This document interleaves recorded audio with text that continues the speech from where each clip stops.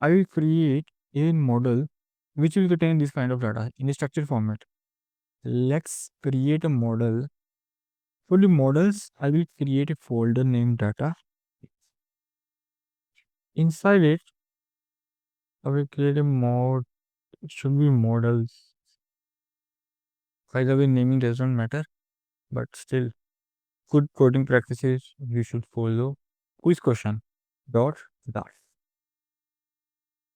So, quiz question. My question is that what are the parameters, or I should say keys, that a question is containing? It is containing a question, okay, which is of a string question and list of string for options. For the correct answer, it is a string answer, and explanation is also a string.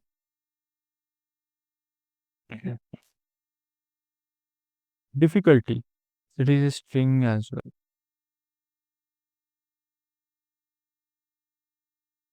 I will create a constructor required this dot question, this dot options, difficulty. So now I need a factory method which will convert quiz question from JSON. Okay, so what I can do? On it will accept the map that the Gemini has created. I will pass that map to this function, and it will return me a object of the quiz question. Okay, let's name it question JSON questions character. Okay,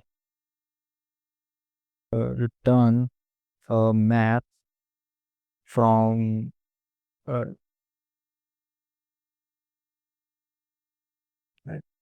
object.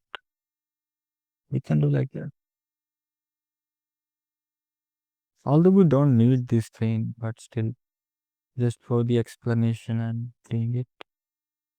Correct answer, options, explanation, difficulty. That's it. But uh, now comes to the best practices. Generally, these kind of constants that doesn't change, but there might be an human error sometimes while typing. So to avoid such mistakes, we generally put these kind of constants into a separate file. So, and this is helpful in generating, let's say, if we are creating a query while fetching from database, then you again have to write the same parameter. And sometimes, not always I'm saying, but sometimes there might be a typo that might uh, create an error. It will difficult to debug. Okay. So to avoid such errors, the best coding practice is to put all the constant values in a separate file. Okay, let's do that. Now go to constant. I will create a model constants. And for this quiz question, quiz question constants the class question. Okay, now this will be static and it won't change. It will be constant. I guess. Now, question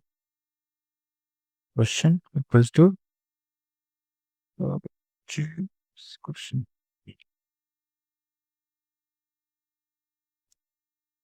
Okay, and in the quiz question, I will suppose these constants. Question at that. Mm.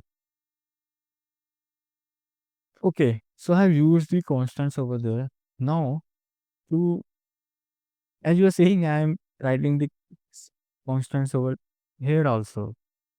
Okay, we can use the constants here as well. It's a good practice. Like we can do that. But in future, we will be moving this particular from into a secure location, into a server. So there might not work this kind of thing. So, but still, let's make it as it is. Now, I have created a model to parse this thing. Now, I will create this question. Now, you might be thinking, this is a list of questions, right? And I have created a model for only this thing, this one map. I have created a model for this thing only. So I need to store data as a list of question model. Okay. So in AI controller, I will here. So in I will create a list of these questions that is that name it as questions. Then,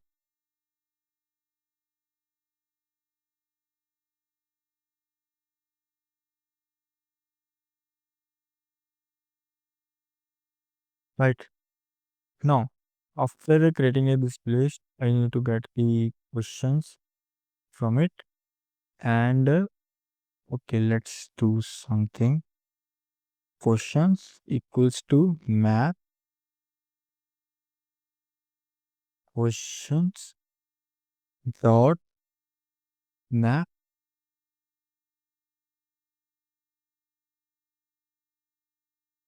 I am getting a question object return quiz question from JSON. JSON will be q dot to map.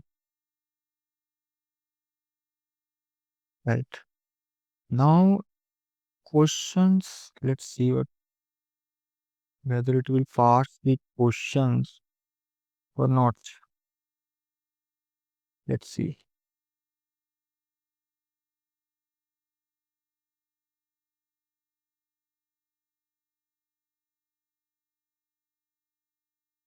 Hmm.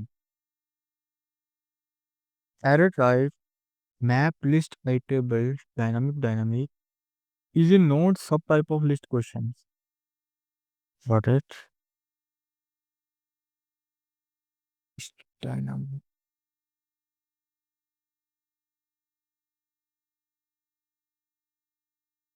Okay. Because I know there is only one parameter that is key and is having a list of questions, nothing else. So map questions. Mhm. Right. It is saying it can be null. But I'm saying it will not be null. Let's do let's try. Map string dynamic is not a subtype of map string is dynamic. Okay, got it. Actually, from JSON accept the dynamic and I'm passing the map of list dynamic. Okay, let's keep it dynamic and I will as list dynamic. Right now it should work without any error. Okay, error type list dynamic is not a subtype of list string. List string.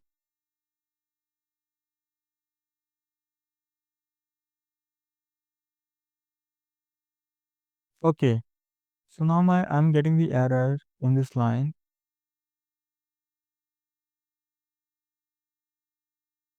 So how we can do this? So we will use from